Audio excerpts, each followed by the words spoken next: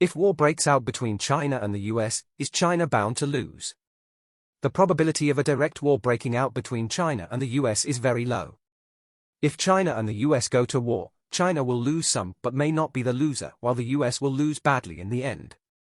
Analyzed from a historical perspective, the German military literacy during World War II was the best in the world, and in a very short period of time the German army took all of Europe. But after December 1942, when the United States entered the war, the situation in Germany quickly took a sharp turn for the worse.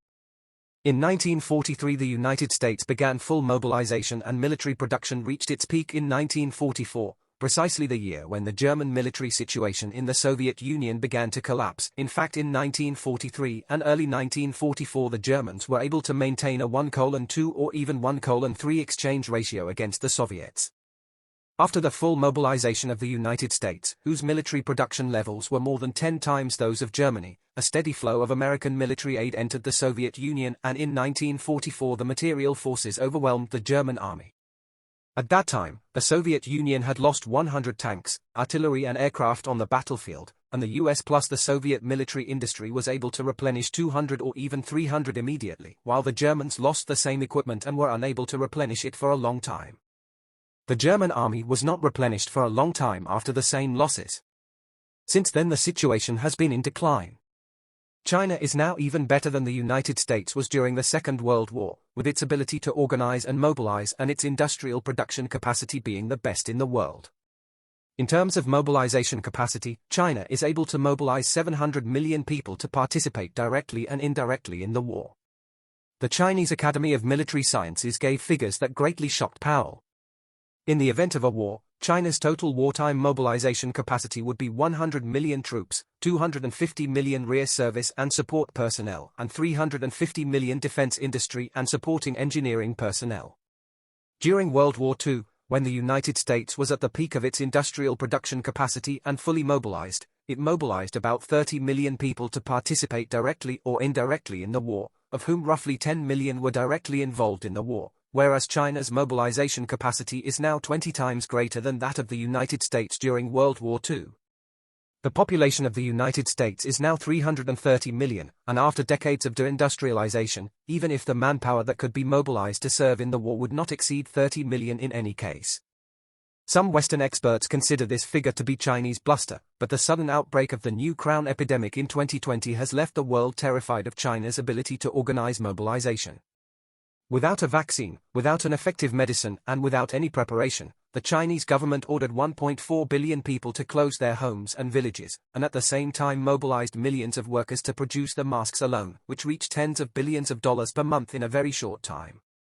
At the same time, the national supply chain was organized in an orderly manner and the population was well supplied. Countless medical and nursing staff rushed to the epidemic areas and countless volunteers kept the grassroots running. The epidemic was brought under control in just 1 month. In the aftermath of the New Guinea epidemic, the United States has faltered, with industrial production, organizational mobilization and grassroots management all collapsing under the weight of the New Guinea epidemic, with millions of people dying from the virus. In terms of material production capacity, China's industrial output surpassed that of the United States back in 2018, and even in peacetime, although China's military budget is only 20% of that of the United States, China adds more than 200,000 tons of new naval tonnage each year, equivalent to the total tonnage of the French Navy and far more than the United States adds. In the event of war, with full mobilization, a large number of civilian factories could soon be converted to military production, and China's military production capacity would then reach a mind-boggling figure. China's military production capacity would be unquestionably superior to that of the United States. The US has been deindustrializing for decades and no longer has a large number of engineers or industrial workers at home. Even if the US could mobilize some of its European production capacity, it would be far from being able to bridge the gap with China's production capacity. If an all-out war breaks out between the US and China, China has absolute material power. The material power of China to mobilize production would comprehensively overwhelm the US, just as US military industrial capacity comprehensively overwhelmed the Axis powers in 1944. China's industrial production capacity is indeed strong, but resources are China's shortcoming, and if the US were to cut off China's external resource supply, China would also have the solution. China's external dependence on oil is over 70%, a large part of which is imported from the Middle East, and China's external dependence on iron ore is over 90%, mainly imported from Australia and Brazil. If a full-scale military conflict breaks out between the US and China, the US is capable of cutting off oil supplies to the Middle East and iron ore supplies to Australia and Brazil, and if this happens, China's economy will be badly hit, but it will not affect the Chinese war machine. Mobilization and production. In terms of oil, China imports nearly 500 million tons of oil every year, and more than 90% of its use is still for civilian purposes, including safeguarding the operation of nearly 300 million private vehicles, safeguarding the flight of several thousand civil aircraft, and safeguarding the movement of several hundred million tons of civilian vessels, if it were a time of war. And the state drastically curtailed the safeguarding of private vehicles, civilian flights, and international cargo ships. China's demand for oil would drop dramatically, even if oil from the Middle East could not come in temporarily. From Russia, Iran, Central Asia to expand oil imports will be able to fully meet demand. In terms of iron ore, China's neighboring countries are also rich in iron ore, such as Russia, North Korea, Iran, Afghanistan, Mongolia and Central Asian countries. China itself has a considerable amount of iron ore, but in times of peace, China is heavily dependent on Australian and Brazilian iron ore because of its good quality and low cost of extraction, and because of economic factors. If the United States cut off the supply of iron ore from Australia and Brazil in times of war, China would be able to make up the shortfall from neighboring countries plus its own mining, just at a higher cost.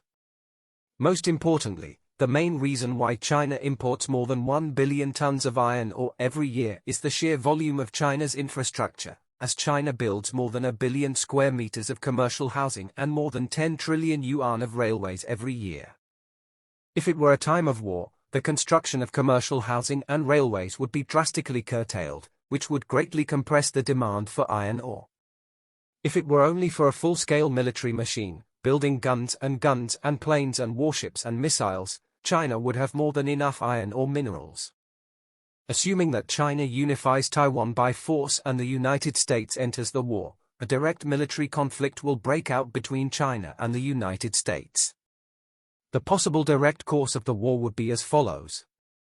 First, a Chinese hypersonic missile, such as the East Wind 17, strikes against U.S. military bases in the first island chain, reducing all U.S. bases in the first island chain to rubble in a matter of minutes.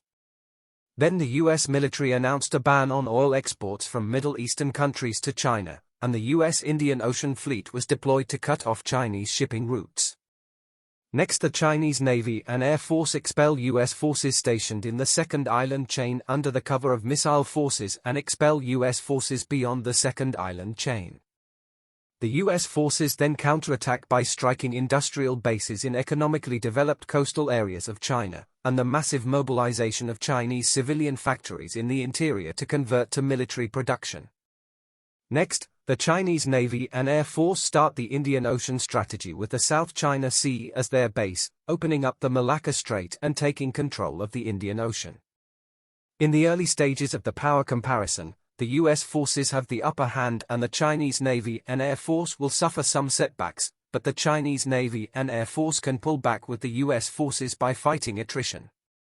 In the Indian Ocean battlefield, the technical equipment lost by the Chinese Navy and Air Force will soon be replenished, and the Chinese Navy and Air Force will get stronger and stronger, while the U.S. forces will have difficulty in replenishing their battle losses and consumption, so they will get weaker and weaker.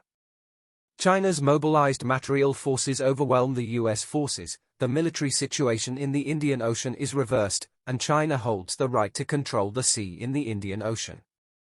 Eventually the PLA lands in the Middle East, and the Middle East oil-producing countries will announce the end of the petrodollar settlement system at the first opportunity. The US may be able to endure the loss of the first island chain, or even the retreat from the second island chain, but it would be unbearable for the US to lose even the right to control the seas in the Indian Ocean and the Middle East. In such a case, the US will probably negotiate with China. Even if the negotiations were successful, the US military would not be able to return to the first island chain and would have to recognize China's sovereignty over the South China Sea, an outcome that would also be a major blow to US global hegemony. Both China and the US would pay a heavy economic price in a conventional war, with China roughly suffering severe losses in economically developed coastal areas, a 20-year economic setback, and a significant decline in the living standards of the people. The US would also roughly see its economy plunged into a full-blown recession, with the economy set back by more than 10 years and the hegemony of the US dollar collapsing. In the course of the conflict, Europe would never want to be tied to the American chariot if the US tried to pull it together. Europe and China do not have any geopolitical conflicts. On the contrary, both sides have huge economic and trade interests. If Europe sides with the US in the war, China's countermeasure would be to ally with Russia, with a constant flow of arms to Russia, and even the Chinese army could enter the war through Russia, a situation that would be a nightmare for Europe. The US elite is well aware of the consequences of a military conflict between the US and China, and either outcome would be catastrophic for the US. The US elite would also try very hard to avoid a direct military conflict with China.